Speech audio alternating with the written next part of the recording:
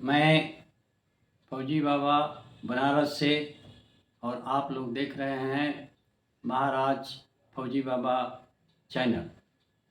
आज मैं इस वीडियो में जो कि एक ज्वलंत विषय है और वो है पुतिन साहब और डोनाल्ड साहब का आपसी बातचीत या मिलन कहिए, जो कि अलास्का में हुआ है। इस पर सभी लोगों ने अपना अपना विचार दिया है। मैं भी कुछ पॉइंट्स इसके ऊपर में बात करना आवश्यक समझता हूँ। यूक्रेन और रूस का जो युद्ध है, अगर इसके गहराई में जाया जाएगा तो यही निकल के आता है कि बहुत से लोग, स्पेशली नाटो और इत्यादि, ये लोग चाहते नहीं हैं कि युद्ध समाप्त हो जाए। और बार बार सुना भी होगा और मेरे भी समझ से ये बात आ रही है कि जो उनके राष्ट्रपति हैं यूक्रेन के, जेलेंस्की, वो भी अब अपनी लड़ाई न लड़ करके, यानी कि यूक्रेन की लड़ाई न लड़ करके एक तरीके से आप कहिए कि प्रॉक्सी वार लड़ रहे हैं, जो कि अमेरिका भी मदद करता रहा है और आपका नाटो भी।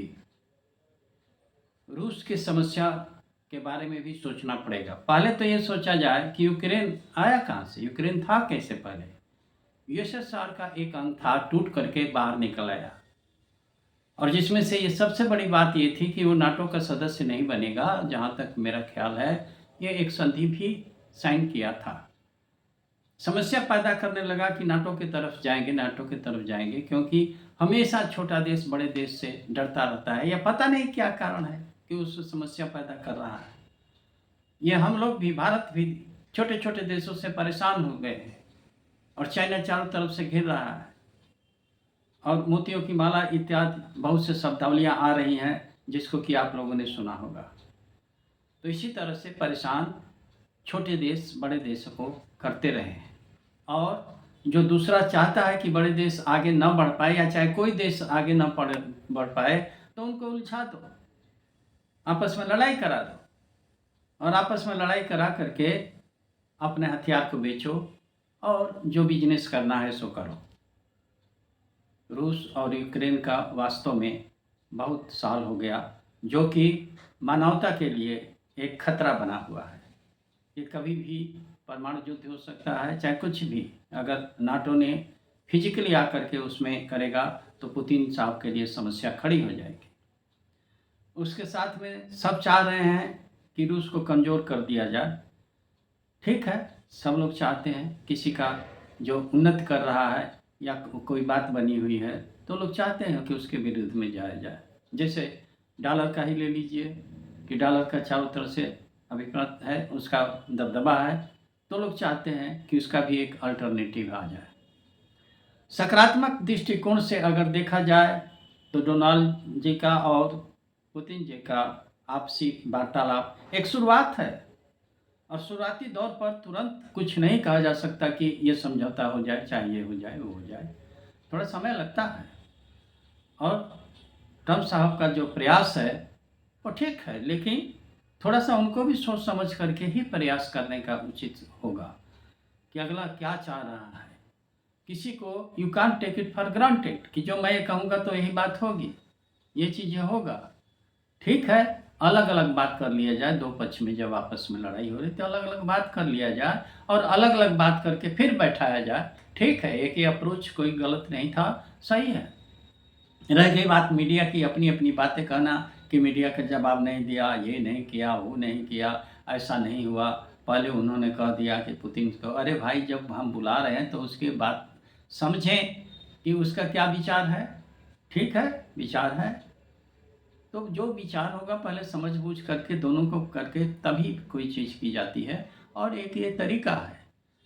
और पहले ही बात करके जो पुरानी चीज़ें चल रही है, झगड़ा चल रहा है, तो ये तो बात बनती नहीं। मेरा पॉइंट ये कहने का है कि अगर ये दो देश मिल रहे हैं तो दोनों देश को सकारात्मक रूप से बताया जाए, समझाया जाए और किया जाए, क्योंकि बहुत ही क्षति हो चुकी है और दोनों देश की। और जो निरीह जनता है, यानी कि जो साधारण जनता है वो भुगत रही है। 3 साल से ऊपर हो गया और भुगतते जा रहे हैं। तो जो भुगत रहा है उसको समस्या पैदा होती है, उसको समस्याएं होती हैं। वो समझता है कि दुख क्या है, या समस्याएं अन्य जो झेल रहे हैं, उनके बच्चे जो झेल रहे हैं, उनका परिवार जो झेल रहा है। ये सब चीज़ें आज के आधुनिक युग में उचित नहीं है, क्योंकि सभ्यता का जो हम लोग बात करते हैं तो इस समय सिविलाइज्ड जो देश हैं या हमारा सिविलाइजेशन जो भी है उसके अंदर में मानवता को प्राथमिकता दिया जाए। मानवता खतरे में है। बाकी जो बार बार मैं कहता हूँ इसको दोहराता रहूँगा, न विचारधारा खतरे में है, न धर्म खतरे में है, मानवता खतरे में है। क्यों? आपके पास में परमाणु बम भी है और बहुत से विध्वंसक हथियार हैं जो कि परेशान किए हुए हैं और देख रहे हैं जो युद्ध का चीज़ें चल रही है। मेरा सभी से अनुरोध होगा कि जो कुछ भी प्रयास हो रहा है शांति के लिए, उसमें सभी सहयोग दें और सहयोग करें, क्योंकि जब किसी के ऊपर में बहुत ज़्यादा दबाव डाला जाएगा, बहुत सी चीज़ें किया जाएगा, तो ये उचित नहीं है। अगर मेरे को कहा जाएगा कि आपका विचार क्या है, तो मैं तो कहूँगा कि यूक्रेन रूस से मिल जाए, आपस में मिल करके। एक जो देश यूएसएसआर का होता था एक अंग, क्योंकि यूक्रेन बहुत बड़ा देश है और बहुत बड़ा टुकड़ा जो है कि नहीं यूएसएसआर का निकल गया, लेकिन जब निकल गए तो दूसरे जहाँ से निकले हो उसका भी ध्यान दो, उसका भी ख्याल रखो। अगर नहीं ख्याल रखोगे तो ये समस्या उत्पन्न होगी, जो कि हमारा देश, जैसे कि पहले बता चुका हूँ, हम लोग भी फेस कर रहे हैं। ये छोटे छोटे देश कई टुकड़ों में निकले हुए हैं और इस तरीके से विभक्त होकर के परेशान कर रहे हैं। तो ये छोटे देश इतना मत डरें, परेशान न करें और आपसी सहयोग से, आपसी मेल मिलाप से रहा जाए और मानवता को ध्यान दिया जाए। लव ह्यूमैनिटी, जो कि हमारी पथिक विचारधारा का सबसे बड़ा एक नारा है, लव ह्यूमैनिटी। पहले हम मानवता को प्राथमिकता दें, बाद में उसके आता है। मानवता ही नहीं रहेगी तो धर्म रह करके, देश रह करके क्या कर लेगा?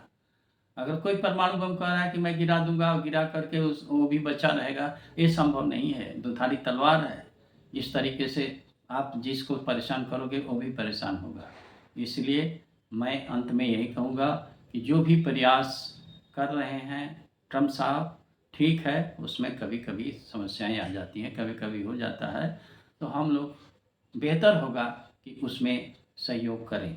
और ट्रम्प साहब को भी कहेंगे कि सोच समझ करके ही कदम उठाएं, और एक तरफ आप जो है ललकार करके टैरिफ का बात करेंगे और दूसरी तरफ शांति की बात करेंगे, तीसरी तरफ युद्ध विराम की बात करेंगे, तो आपसे मेरा निवेदन है कि पहले टैरिफ को भी वार की तरफ माना जाए और उस पर सीज फायर पहले आप करें टैरिफ के ऊपर में, कि चुपचाप रहें, बहुत ज़्यादा ना बोलें और ये ना करें वो करें, धमकाएं नहीं।